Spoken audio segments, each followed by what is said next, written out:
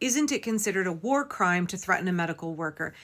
Yes, it is. So this is in reference to a video that I put out late yesterday about some reporting from the Willamette Week, which has since been confirmed by the Oregonian, which alleges that ICE agents at the Macadam facility here in Portland, Oregon, not only delayed an ambulance with an injured protester in the back, blocked that ambulance and refused to let it leave to get that protester to the hospital. An ICE agent also threatened to shoot and arrest the EMT who was driving the ambulance. Now, just to be really clear here, there is no war in Portland, Oregon. Portland is a peaceful city.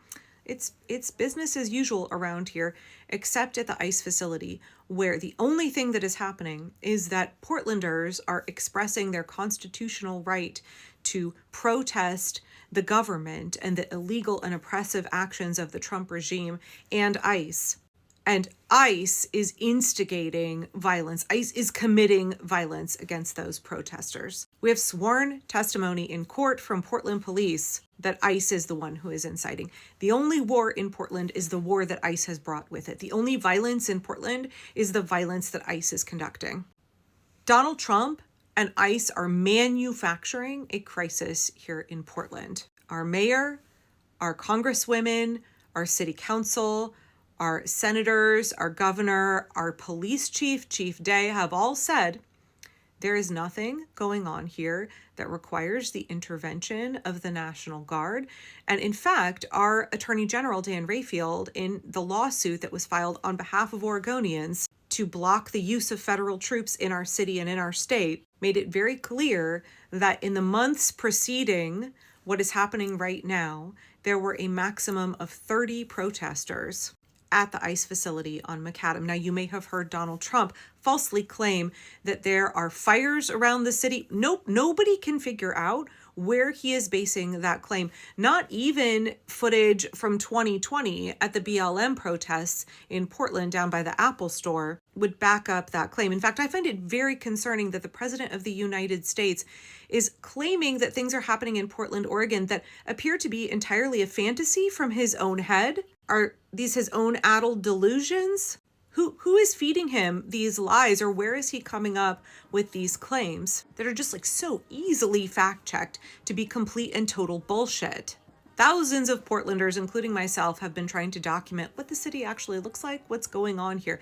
And the protests down at the ICE facility on Macadam, for all of the MAGA that are in my comments, especially on Facebook, who are like, show us pictures from downtown. Bitch, I have been posting pictures from downtown. I was downtown on Saturday and I posted pictures. To all y'all saying that, the ICE facility is not located in downtown Portland. It is one very small facility. There are no other protests at any other federal buildings in Portland. Again, despite Donald Trump claiming there were multiple ICE facilities and that there were protests or riots or whatever bullshit he's saying at federal buildings around Portland, there's one ICE facility. It is quite small. The entire protest is contained to less than one city block. And on average, there's a couple dozen people there. In fact, a lot of times when you go by, there's nobody, or there's like 5 people. There's 8 grannies doing a knit-in, or a couple of dozen kids doing the cha-cha slide, or a guy in a chicken suit handing out cookies. I just want to give him a shout out. Like, these young people that you see, many of them are college students or recent college grads who are down there at the ICE facility.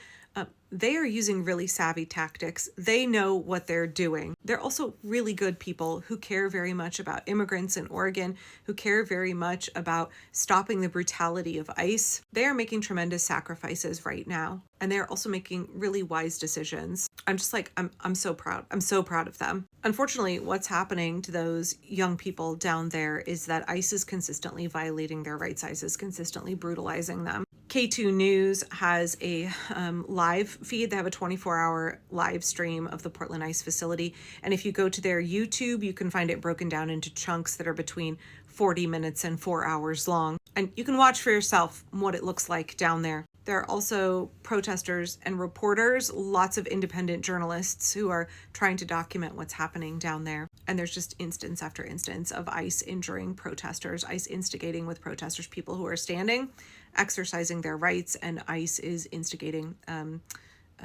physical violence against them. And so we end up with people who are injured. And what happened in this instance was a protester was injured, I think by ICE. The reason that I knew to follow this story was that I was watching a stream of what was happening down there when it was very clear that ICE was not letting an ambulance leave. And so I was waiting for more reporting because I was like, what happened to this kid? I didn't know anything about the threat that this ICE agent allegedly made against the medic until this reporting came out from the Willamette Week. One of the things first responders are taught is to make sure that a site is secure before they go in. And the driver who submitted this report said that the ICE agent threatened to shoot them after blocking the ambulance from leaving to get to the hospital for several minutes, that the ICE agent was right up in their face saying that they'll shoot them and arrest them. And when I posted my original video talking about this, I got a flood of comments of people being like, isn't that a war crime to threaten to shoot or arrest a healthcare worker? And I want to make it really clear here, what it appears like to everybody here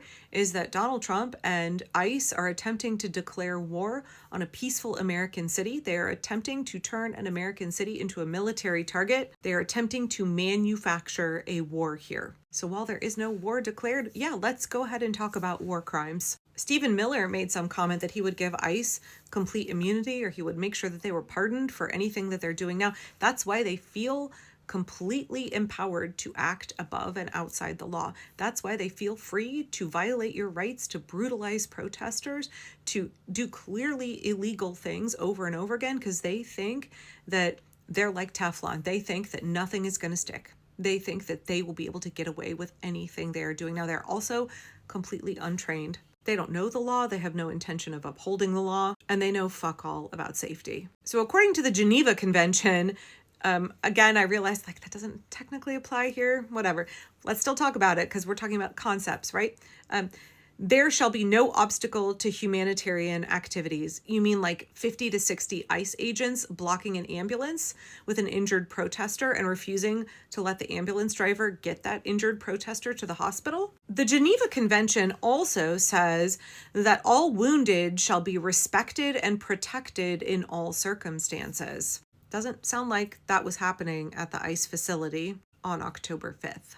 Blocking medical personnel, blocking injured people from receiving medical care, threatening or attacking medical transport vehicles, threatening or attacking medical personnel, all violations of the medical neutrality portion of the Geneva Convention. Now, a number of people in my comments were like, oh, this sounds like the IOF. And I was thinking the same thing, like, wow, we know that Donald Trump, he really idolizes Bibi and he idolizes Vladimir Putin. And we have clear instances where both of those men and their governments and their military forces violated the Geneva Convention's aspects of medical neutrality, right? The IOF had an airstrike that hit an ambulance outside the Al-Shifa hospital in Gaza that killed 15 people and wounded 60 others. I mean, that barely scratches the surface because the IOF has been accused of dressing up like doctors and nurses and raiding a hospital and killing at least 3 wounded people inside. And let's not forget Ukraine, where Russia and Vladimir Putin targeted 64 medical facilities, including a maternity hospital, killing at least 15 people. But we don't actually have to go abroad to other countries where Donald Trump idolizes the autocratic rulers. We actually can look back to Donald Trump's first term and the George Floyd protests in 2020. There were multiple reports in Portland, in Minneapolis, in Texas, and elsewhere of Trump's goons back then targeting medics who were trying to treat injured protesters. The most famous case is in Austin, Texas, where 20-year-old protester Justin Howell was shot in the head with a less lethal. He immediately dropped to the ground. He had a skull fracture and suffered brain damage. When medics attempted to carry a limp and unconscious Justin to safety, law enforcement fired on those medics at least 14 times with less lethal projectiles. 1 medic was injured. That's according to Human Rights Watch. So this is not the first time. This is not the first time we have seen federal troops, agents under Donald Trump targeting medical staff, attempting to treat injured protesters. But yeah, it essentially is a war crime. Who's going to hold them accountable? What happens? What happens next? How do we decide we're going to deal with this as Americans? How are our cities going to deal with this? And how are our unions going to deal with this? Because in Oregon, EMTs, they're Teamsters.